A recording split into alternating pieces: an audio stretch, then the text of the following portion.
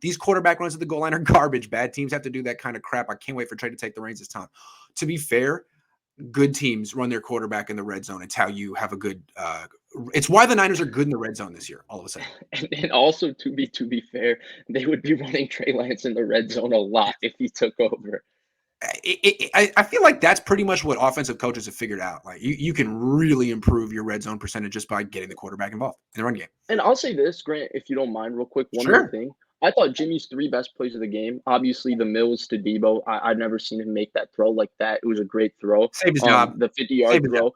Yeah. The cover zero play Rich Madrid posted this morning on the first third down to Sanu. He got a zero blitz. He stood tall and he ripped it. And the third one was actually the third one. They screwed up the motion. They screwed up the entire timing on what was supposed to be a push pass to Debo. Yeah. And for him to have the poise to take the snap and follow the correct blocking and take that into the end zone, I thought that was a really good veteran play that I didn't expect from him. So, Lance might have been like, I don't know what to do in this situation, but Jimmy actually did. I'm with you on that for sure. Jimmy might have been like, I don't know what to do next. True. Yeah, it's true. Bears game, players making plays, Kyle Shanahan play calling. It's always been like that. True. I think in retrospect, we didn't give Mostert enough credit in retrospect. They're off. Look, their offense, think about it this way. They had a solid offensive game, right? They never punted, whatever. They found rhythm on a screen pass on 3rd and 20 when Deebo Samuel said, screw this, I'm going to save the season. They were down 13-9 at halftime to the Bears. And they won by 11. Who cares what the score was at halftime? But, I mean, you'd be lying, 49er fan watching this show right now, if you didn't say that you were tripping and sweating it at halftime. You were probably mad at halftime. You were probably thinking things like, man, I can't stand your shirt here. I bet you said that through gritted teeth. But then it all worked out. Oh, dude. One thing, if you don't mind, because this is my first game watching, he paces up and down that sideline. Man, if he wears a Fitbit, he's probably killing it. He probably puts in 20,000 steps during the game. And I was with Jason Ponte after the game, and I was like kind of mimicking his walk because his walk is funny. He pulls his arms real into it, but he is going up and he's tearing a hole into the grass on the sideline, going up and down, up and down. Is it like nervous pacing? Is that how you interpret it? I don't know what it is, but I mean, you've never seen it before. It threw you off.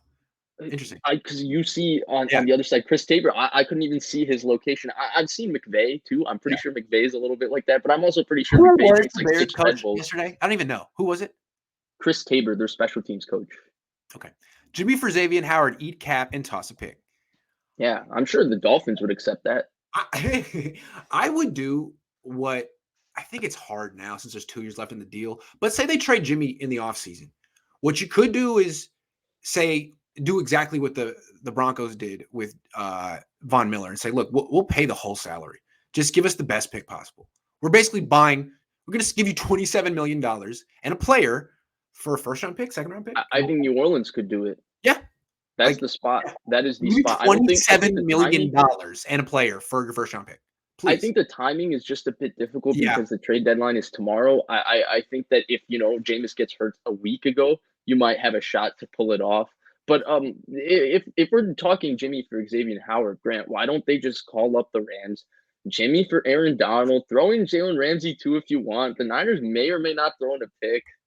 I love Niner fans. David Velez says, job on the line, and literally the first time I've seen ever Jimmy G hit a deep ball. And I didn't even hear Chariots of Fire playing in the background. Yeah, I just want to say that, look, if I were an NFL quarterback and Kyle Shanahan got in my face, I would miss that throw. I'm not built like that. So, Jimmy, I'm very impressed. You are definitely a terrific professional athlete. I salute. But professional athletics is rough, man. I'm sorry. They already brought in your replacement, and they're going to have to make that one work. I'm sorry. I feel like there's a certain segment of people that kind of want to see Jimmy win this and, like, take the team back and force Trey out of town. Like, that's not going to happen. No matter what. No matter what. Going to happen. Couple more, and then we'll get back to the show. The Ramelia Sports Report says Vish. Murray out for a few weeks. Russell banged up. Niners again with their injury quarterback play issues. Think my Rams can run away with the division. Yeah, I think I always think they were set up to run away with the division, but yeah, I don't see Arizona. Like, I see the Niners beating the Cardinals without Kyler Murray. Kyle takes his hat off and calls his best 2021 game. Is that true? There was no hat? There was no hat. I don't like the beard personally. Kyle Shanahan, if you're watching, I prefer you without the beard. I feel like he's been searching for some good juju or something superstitious that works. I think he got something. He's got to stick with.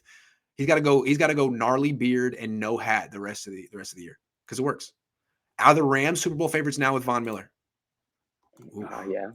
They might be. I think they're in the same tier they've always been with those 3 or 4 teams that we think. I'm not giving up on the Cardinals yet because I picked them before the season, but what's happening to them is everyone thought would happen to them. Old players getting hurt, small quarterback getting hurt. Yeah. They were really good for those first 7 games though. You know, Grant, I actually wouldn't give up on them, Good. I'm not. I like them. Yeah. I like them. I mean, Kyler's a hell of a player, but they got Jordan Phillips back. Look, they still have a good defense with that Watt. They got a running game now. Chase Edmonds, a good player. James Conner's the best red zone back in football. Hell yeah. Winning is the wallpaper that covers the cracks. That is true. And even if it's against the Bears, you can't let. Yeah, you should have heard them. I think they did post some of the cheering. They were cheering like they won the division. I was there. Yeah, you were there. Yeah, true. I was there. Grant, great assessment on the Jimmy and Ayuk rift. Jimmy has freezed him out. Trey scored his TD and gave the ball to O-line to Spike. Team wants Lance starting. I don't know about that. All I know is I've been filming a lot of stuff from the press box and especially scoring plays. And I filmed it and I went back to watch and I just watched everyone kind of slowly go over to Jimmy after his second touchdown and Ayuk just walked away. I was like, people don't do that. Usually everyone like hugs and stuff. So anyway, I don't know what to make of it. Maybe Ayuk was just saw it. Maybe someone was talking to Ayuk. Maybe someone said, come here. I don't know. Yeah. So I'll never know. But maybe I was like, damn, dude. And I was like, I don't really know what your relationship was like with Jimmy.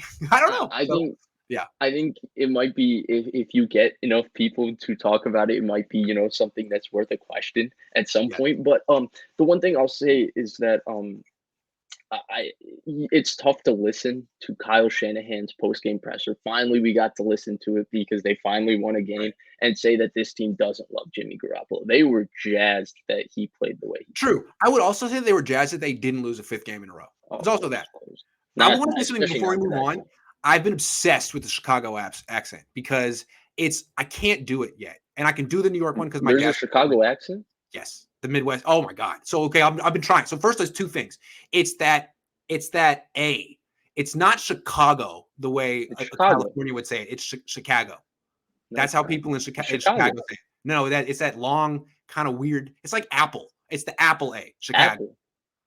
You may not say it, but like thick Chicago. It's Chicago. And then it's you say it big time. Jimmy says it. It's not fight. It's like fight. It's like a tight I. That is very Midwest. Like they say. Greg Papa says it. He's from Buffalo. You fight hard in Chicago. It's weird. I don't know. I've been trying because I can do voices pretty well, but the Midwest accent is weird to me. Huh? Chicago. I didn't know there was a Chicago accent. I didn't. Oh yeah, it sounds way different. Do you think there's a California accent? No. I think there's a New York accent. I think there's a New York accent.